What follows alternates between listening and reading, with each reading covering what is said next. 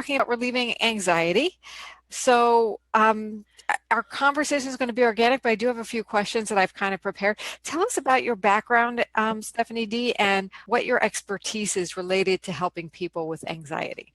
So I'm a spiritual healer and coach, and I really, I'm a certified hypnotist, an EFT practitioner, and on and on and on. I have this amazing array of tools to be able to help people make real change in their lives. And so, along with having this different approach, all these different ways of helping somebody to make the change, including essential oils, which are a huge part of my practice, I really have come to understand that really the root of almost every issue that somebody wants to have some help with, it's stress, anxiety, and fear are the underlying causes, the vast majority of the time.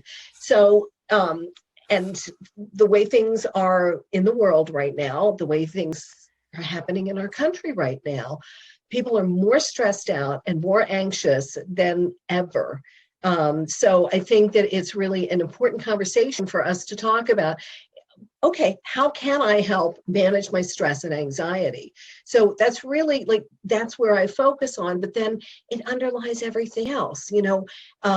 Somebody has a fear of flying, or, a fear of dogs, or somebody has a weight issue. Like the fear, the stress, and the anxiety is almost always what's underlying it. So you have to take a look at that and learn how to manage that, begin to manage it on a daily basis, and not by saying, I'm also a yoga teacher, meditation, mindfulness teacher. But when I was first introduced to meditation, it was meditate for 20 minutes in the morning, meditate for 20 minutes at night. That wasn't going to happen. It had to be brought down to a manageable bite-size piece. And so how easy is it to say, all right, let me teach you this coping skill that you can do in under a minute and you can do anytime, anywhere? How easy is it to say, well, if you start using some of these oils on a regular daily basis, this is going to, in a very natural, holistic way, help manage your anxiety and stress without nasty side effects. So you do these coping skills, you have mindfulness practices, and you use oils. Is there anything else you do? Oh, it would take up the whole 30 minutes. Okay. Well, we'll just say you're an expert. You have many tools holistically to help people with their anxieties, right? Yes. Perfect. And so tell us about what you love about these essential oils. Why did you incorporate them as one of your tools? Because of what they've done for me in my life. I was introduced to them, it was either 3 or 4 years ago, by my intuitive chiropractor. And I got hooked. I got hooked because it awakened in me an understanding of all the chemicals, all the pharmaceuticals, all the stuff that was being put into and on my body that I didn't want, right? These oils are such a natural, it's not like, oh, this is woo-woo, this is, something brand new. We're going back centuries. They found essential oils in the pyramids. They talk about frankincense and myrrh with the 3 wise kings. So it's not new. It's going back to a point in time when we were letting nature help us. Not just with, a lot of people still think that the oils are just because, oh, they smell good. And I know I smell good. True story, a couple weeks ago in our local Trader Joe's, where I'm there many times a week, one of the guys that works there came up to me and he said, excuse me, do you wear essential oils? I said, oh, well, yes, I do. And he and his wife had been talking about essential oils. So I had some samples for him and, gave him some information so he and his wife could talk about, because he and his wife had already been talking about, maybe we could start looking at things in a more natural way. So I started using them for my physical and emotional health, and wow, found some really great things happening for me. And my daughter, who had a really stressful job, she would get headaches several times a week. And so she was pounding Aleve and Advil. And I was like, can we try these oils instead? And so now she was using oils to help her with those tension headaches. And then, so again, I was sharing it more and more with my family. And then I used to have a brick and mortar office. And so I would have the oils in the office when I was working, because it's not like I use the oils over here and then I use hypnosis over here. It's like seamlessly blending it all together into this really yummy soup, this yummy recipe of, how to live a healthy, balanced life. So then I closed my office and I work remotely now. And I still use the oils remotely. It is absolutely amazing. And my intuitive chiropractor, when I told her this, she was like, wait, what? Like, they're not, Laura, you're in California, right? I'm here, Okay. San Diego. And both Stephanies are here on the East Coast, right? So literally, I could be either smelling, which is my favorite oil these days. Cheer. Yes, That's a good one. absolutely my favorite oil. So as I'm working with someone, I get an intuitive hit on, this is going to help this process. Then maybe I'll smell it, maybe I'll put it on, and it helps. I can't. Oh yes, I got the the emotional aromatherapy.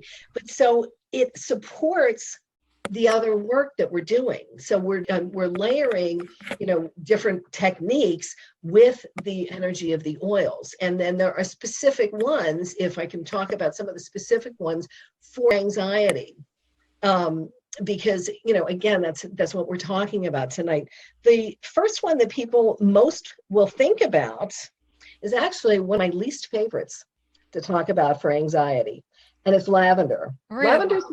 Lavender's wonderful. It smells wonderful. It has calming properties, but it's actually the oil of communication. So I will use lavender with a client more for if they're having a hard time speaking their truth, or they're having a hard time in a relationship, whether it's with a personal relationship, or having trouble speaking up for themselves with a coworker or a boss. So that's one I'm going to say, let's put that off the list, but then talk about some of these other absolutely fabulous oils for anxiety. And two of them are out of the emotional aromatherapy wheel right behind you. And you can see this. I use these two together. There's Peace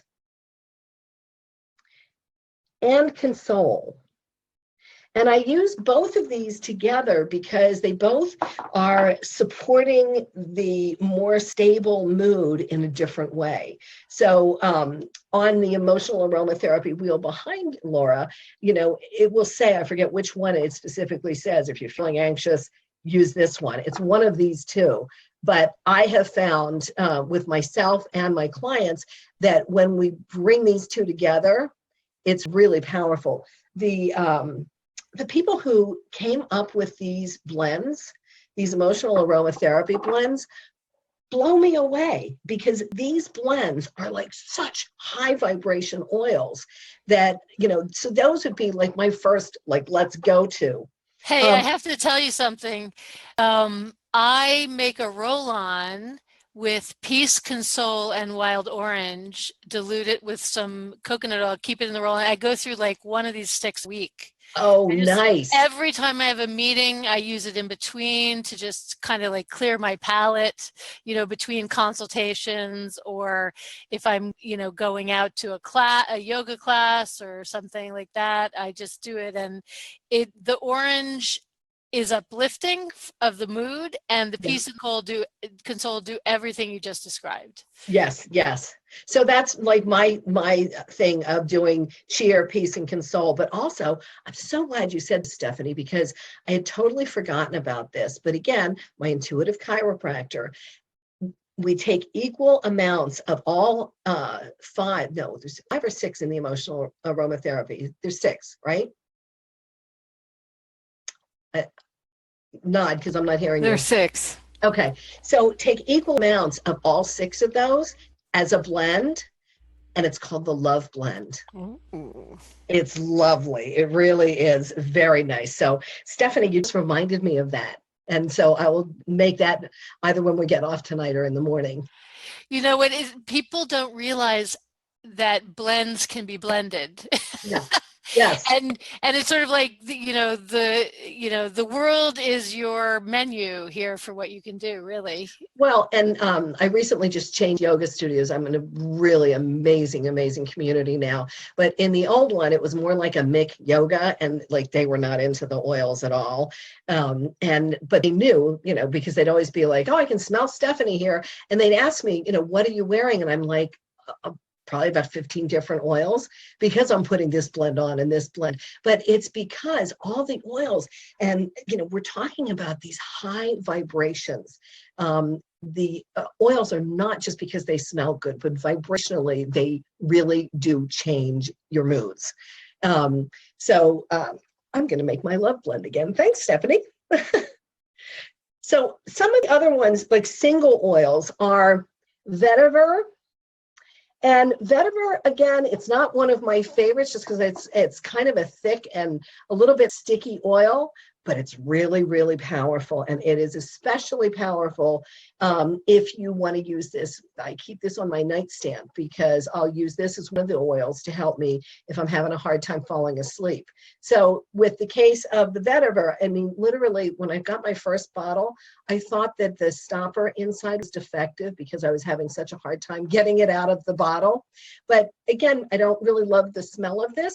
So I'll put it on the bottom of my feet. And on the bottoms of your feet are the biggest pores in your body. So when you put the oils there, it goes right into your bloodstream.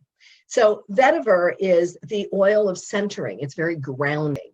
So that is one, again, not one of my favorites, but I do keep it by my bedside because I'll mix it with some other things for sleep. Then we go to the other extreme one that I love the smell of. And this is, I never know how you say this, ylang ylang. Okay. Ylang ylang. Yeah. This is the oil of the inner child. And so this is great for when I work with clients with childhood trauma. Again, almost everybody I work with, we're going back to stuff that happened in childhood, because what happens in childhood, it's not like Vegas. It doesn't stay in childhood. If I can take a real quick detour here, there's an ACEs study, stands for Adverse Childhood Experiences, done by Kaiser Permanente and the Centers for Disease Control, showing what I've been saying for years. I finally have research I can prove and point to that shows that things that happen in childhood have a direct correlation with physical and mental health as you get into adulthood. So this, this ylang ylang for the childhood issues, again, it helps you, helps my work. It's almost like oil in the car, how it helps the engine run smoothly. The oils can help the work that we do go a little smoother. Next one is bergamot, which is the oil of self-acceptance. Ooh, that's a good one for when we're dealing with anxiety, right? Yeah. When you're feeling anxious, you're probably not feeling real good, right? And then this is one of my favorite oils that was not available for, I think, about a year and a half. And I was so missing it. It is one that I use almost every single day. It's Roman chamomile. This is the oil of spiritual purpose, and it brings peace and calm. And I absolutely love it. And I use it every single day, and I'll put some here on my third eye. I'm always putting this on right before I get on a client call because it helps me to connect with that spiritual purpose, because the work that I do is very spiritually based, not my spirituality, but it's spiritual work. And so the Roman chamomile certainly helps. It helps to bring me peace and calm, and helps me to connect spiritually with the client's energy before we even get online together. It's like pretty cool. I have a question for you. So if Roman chamomile is spiritual purpose and ylang ylang is the inner child, if there's somebody who really doesn't resonate with an oil or feels resistant to using it, is that a sign that they're not energetically aligned with that they have a block? So my take on it, that's a very interesting question. And, I can't say that this is, that there's any proof for this, but it's just what my intuitive sense is if you're really resistant to an oil, you need it. Interesting. Some people seem to think one way about that, and some people seem to think the opposite. And again, I don't have any proof one way or the other. Right. It's how it appears to me is that, Yeah. because again, like when I will get a little cotton pad from my chiropractor at the end of the adjustment, and like I'll go like this, and then we'll look into what oil it is and what the emotional components are. It's always spot on. It's always spot on. So it's like, okay, I'm not wanting this because I need it. Mm. But one of the beauties is if you don't like this oil, there's other oils that will help you. Again, we've got our king of oils here, frankincense. Ooh. Oh my gosh. This is spiritual, the oil of truth, right? And the spiritual healer is in frankincense. Dr. Hill had a great video that he did on the king of oils, which is frankincense. And again, that goes back to biblical times, when the three wise magi came with frankincense and myrrh for the baby Jesus.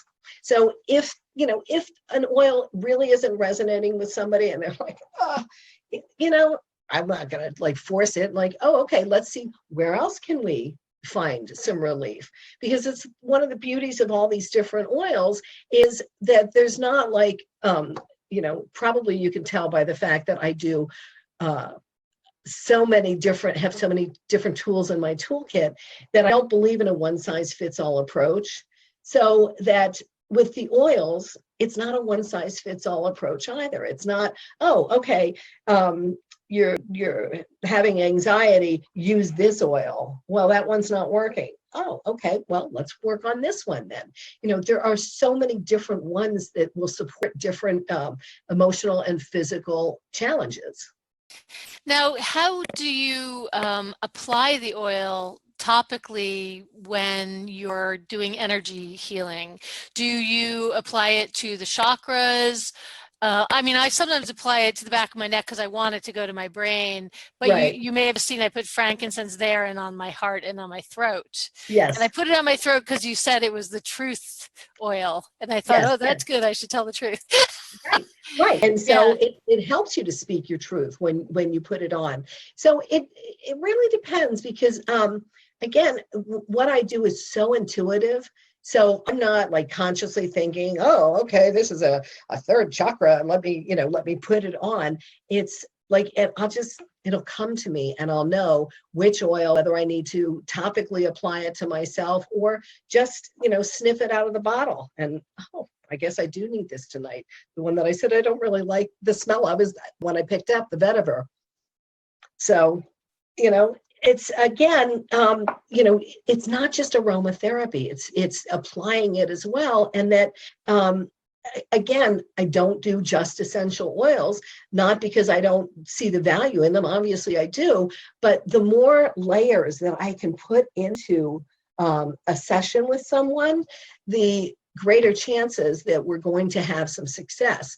And then after the session, it's important it's not just one session. We do the work together. We get to we do the healing work, and then the coaching part comes in with learning coping skills, strategies, and techniques, which include essential oils to help support the change. Because it's great if you have a healing, but then if you don't know what the heck to do with it afterwards, then what's the benefit of it, right? You've got to have that ongoing support.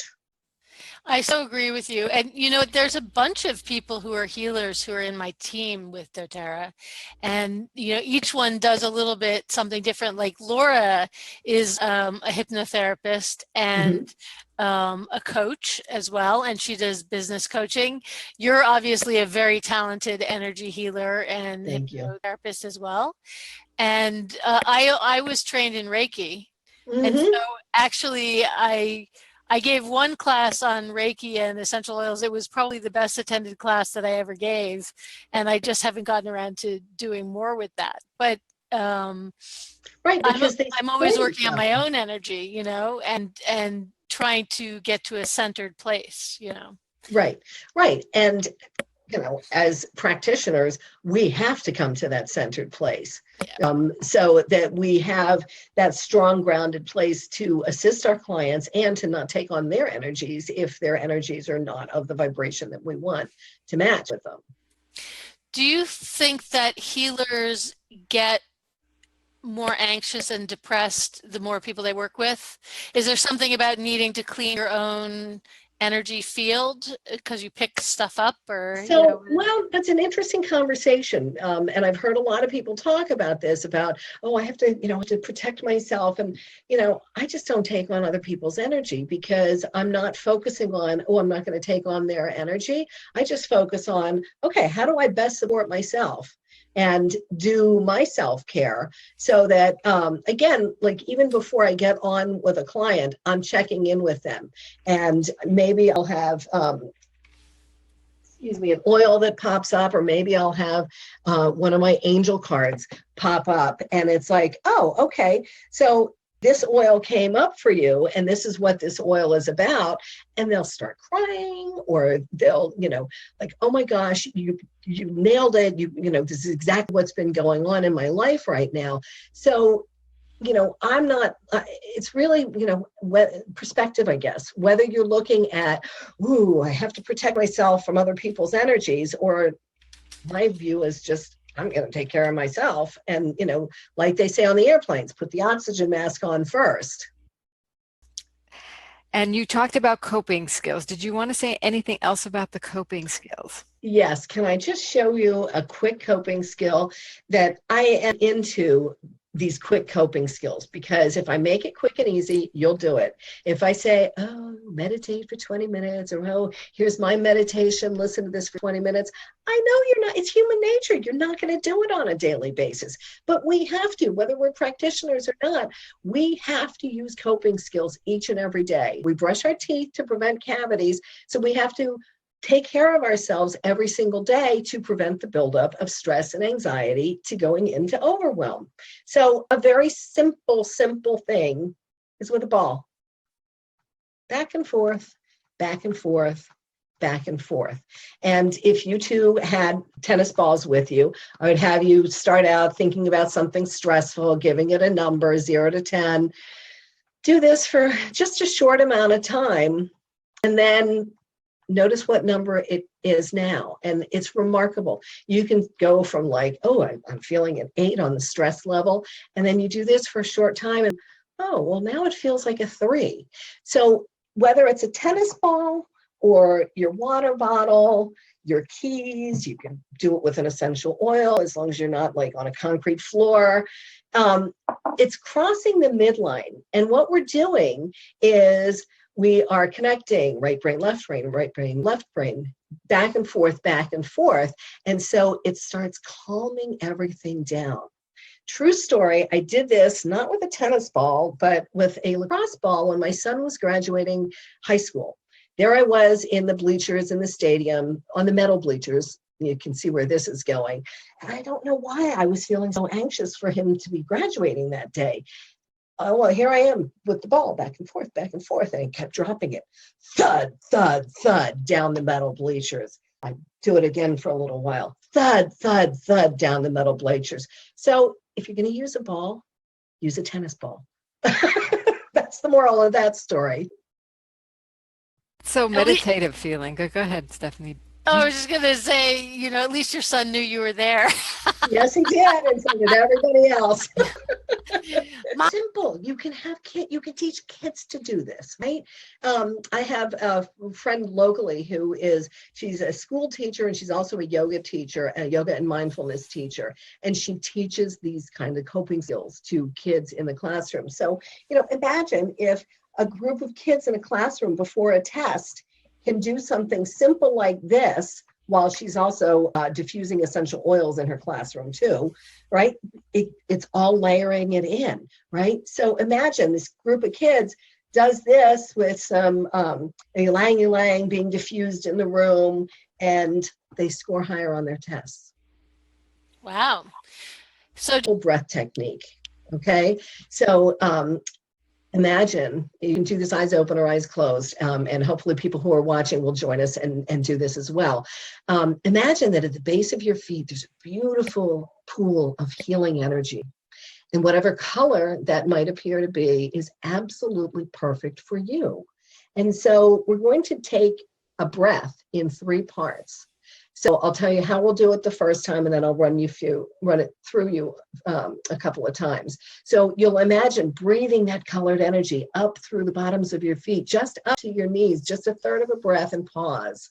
And then you breathe the next third of a breath up to your belly and pause. And then you breathe that final third of a breath up to the top of your head, hold it for a moment, and then exhale that which no longer serves you. And again, that beautiful pool of colored energy at the base of your feet. Breathe it up just to your knees and pause. Breathe it up to your belly and pause. Breathe it up to the top of your head, hold it for a moment, and then let go of any stress and anxiety. And one more time, breathe it up to your knees, up to your belly, up to the top of your head, and letting go of any remaining stress and anxiety. It's simple, but it works. Simple shifts create lasting changes. Like, chunk it into little opportunities like this breath technique throughout the day. and keep yourself calm and peaceful, and then you're able to be productive and move forward. Yeah.